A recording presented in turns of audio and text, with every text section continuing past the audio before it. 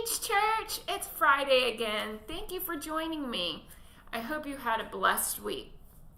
So before we get into our reading, Isaiah 40 through 42 for today, last week I gave you two things for homework, and one of them was to think about the word redemption.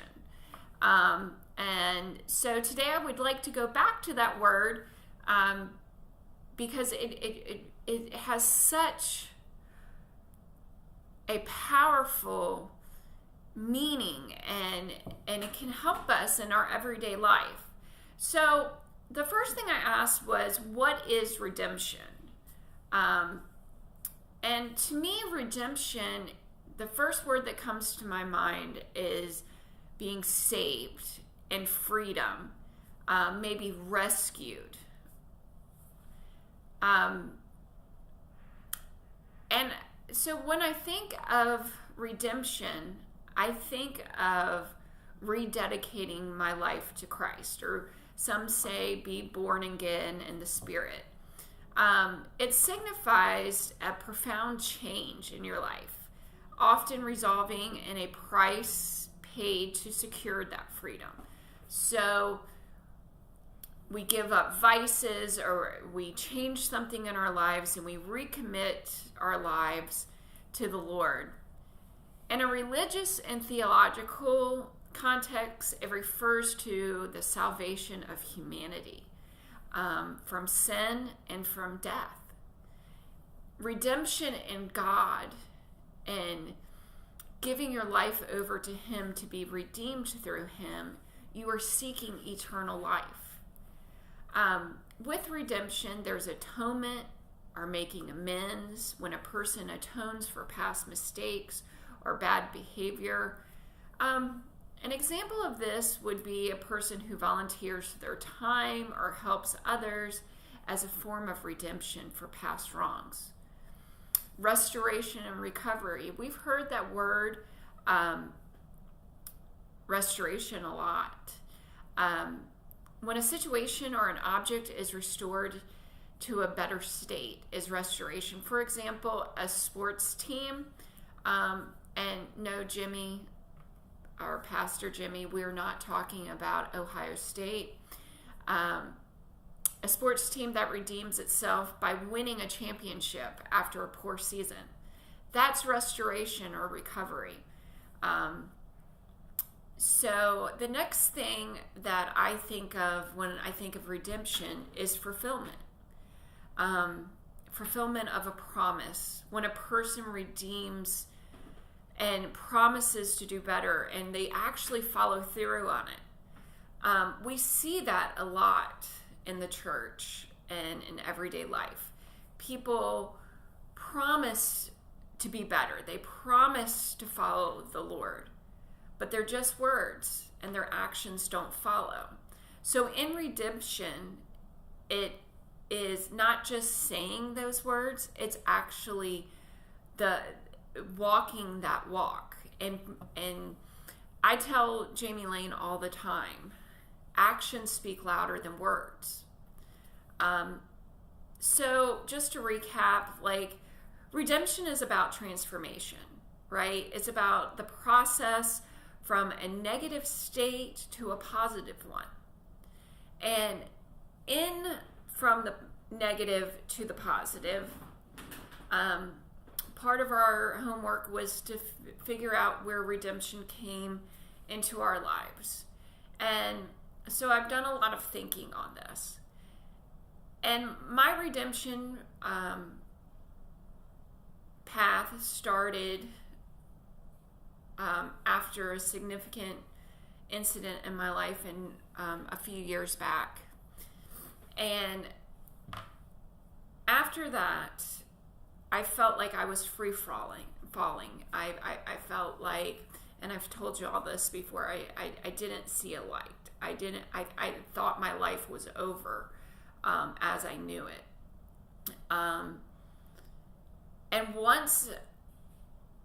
And I kept going through the storm, right? And it was like the storm never ended. I was in that cyclone, and until I made the decision, God, you are the one that has control. I put it at your altar. I give my life to you. Allow me to do your will. When I started going through the last part of that storm, and the trials and tribulations were substantial for me in my life, things that I never thought that, one, I would ever have to go through, but two, I never thought that I would ever get through. And I know now that I went through that horrible storm, but I came out stronger, and my faith was so much more than when I went in. And my relationship, I mean, there were days when I could feel, like physically feel, that Christ was right there next to me. And that was something I had never felt before. Not to that caliber. So when I laid it at the altar and I said, God, I want to change, and I want to live a life for you, and I started my redemption, my journey to redemption, it was probably the most difficult thing I've ever been in my life. It probably was the most difficult thing in my life. But here I am. And I'm not saying that I'm not going to have to ever do that again. And I know that there's going to be more storms. But I know now that if I give it to God, it is obtainable. So that was our homework. And I hope that helps you this week. So this week's readings were Isaiah 41, I'm sorry, that was last week. Isaiah 40 through 42. These chapters talk about the immense power of God, the strength, the vastness, the limitlessness, and beyond human comprehension, right? It describes a force that can create and command everything. And then we see the profound gentleness of the Lord, and it refers to a deep, unconditional kindness, a force that is both tender and careful. It's not a weakness, but it's a deliberate, compassionate use of immense power. In Isaiah, this is the gentleness of the servant of the Lord. The servant, despite his great power, will not break or bruise a reed. And we see here God's gentleness is also seen in his role as the shepherd who gathers the lamb, and he gently leads those that are young. It's the strength that is used to comfort and heal and restore, rather to overwhelm and destroy.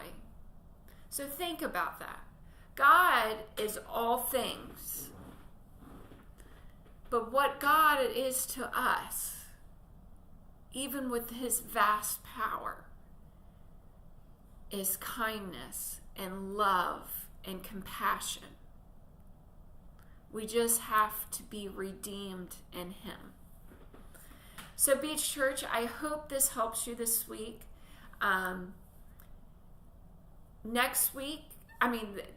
Saturday, we have our pastor's ordination.